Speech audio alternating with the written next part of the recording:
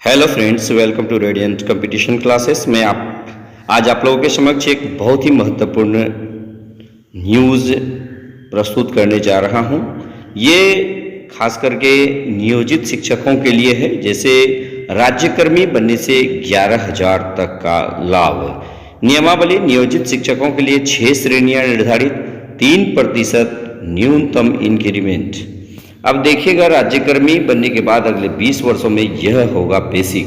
यहाँ पर पूरा दिया गया है, आप इसको एक बार अच्छे से देख लीजिए। देखिएगा, नियोजित शिक्षक से विशिष्ट शिक्षक बनने वाले अध्यापकों को पूर्ण वेतन संरक्षण मिलेगा।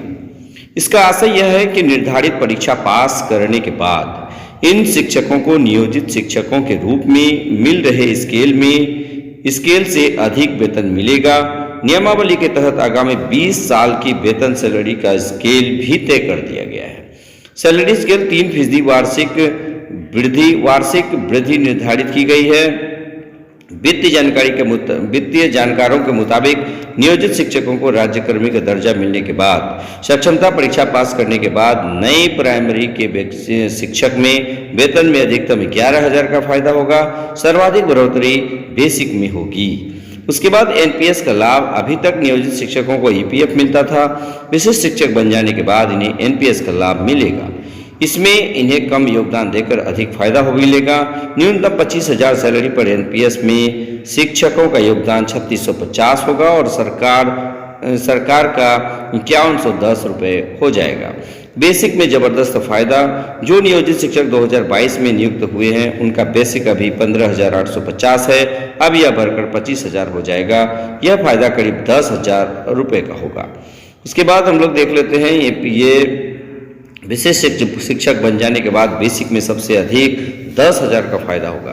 पूर्ण वेतन संरक्षण मिलेगा। पे मैट्रिक्स भी जारी। यहाँ पर आप देख सकते हैं कि 1 से 5 में 25,000 है, उसके बाद 28,000 है। वरीय हो जाएंगे तो इसका हो जाए 31,000, फिर 9-10 का 31,000, वरीय हो जाएंगे तो 32,000। या पे स्केल को भी आसानी से देख सकते हैं। उसके बाद देखिए, 8 साल में मिलेगी उच्च श्रेणी में प्रोन्नति, यानी नियोजित शिक्षक बनने के बाद विशिष्ट शिक्षक को प्रोन्नति की पात्रता दी गई है। कैबिनेट से मंजूर नियमावली के मुताबिक 8 साल में इन्हें प्रोन्नति दी जाएगी। कक्षा 1 से 5वीं तक के विशिष्ट शिक्षकों को कक्षा 6 से 8वीं में 8 साल में प्रोन्नत किया जाएगा। इसी तरह कक्षा 6 से 8वीं के विशिष्ट शिक्षक को उसी वर्ग में 8 साल में वरीय विशिष्ट शिक्षक के रूप में पदोन्नत किया जाएगा। कक्षा 9 और 10वीं के शिक्षक को 8 साल में कक्षा 11वीं से 12वीं में प्रोन्नति दी जाएगी। अगले 8 साल में इन्हें इसी वर्ग में वरीय विशिष्ट शिक्षक की जिम्मेदारी दी जाएगी। हालांकि नियमावली में साफ कर दिया गया है कि अधिकार के रूप में इसके आधार पर प्रोन्नति का दावा नहीं किया जा सकता। प्रोन्नति विभाग की नीति के हिसाब से होगी। जहां तक स्थानांतरण का सवाल है, विशिष्ट शिक्षक बन जाने के बाद इन शिक्षकों के तबादले हो सकेंगे। इन्हें राज्य में कहीं भी स्थानांतरित किया जा सकेगा। प्रारंभ में नियम 4 के अनुसार सक्षमता परीक्षा में शामिल होने के समय 3 जिलों की प्राथमिकता मांगी जाएगी। सक्षमता परीक्षा में इनकी मेधा क्रमांक के आधार पर इन्हें इनके द्वारा चुने गए जिले प्राप्त होंगे, अन्यथा रैंडमाइजेशन के आधार पर जिले आवंटित किए जाएंगे। विशिष्ट शिक्षकों को सामान्य रूप से जिला शिक्षा पदाधिकारी की तरफ से अधिनियमों, छात्र हित और छात्र शिक्षक अनुपात के आधार पर जिले के अंतर्गत स्थानांतरित करने का अधिकार होगा। इसके बाद इन्हें तय अवधि के बाद स्थानांतरित भी किया जा सकेगा। खास बात यह होगी कि प्राथमिक निदेशक और माध्यमिक निदेशक इन शिक्षकों को जिले के बाहर भी स्थानांतरित कर सकेंगे।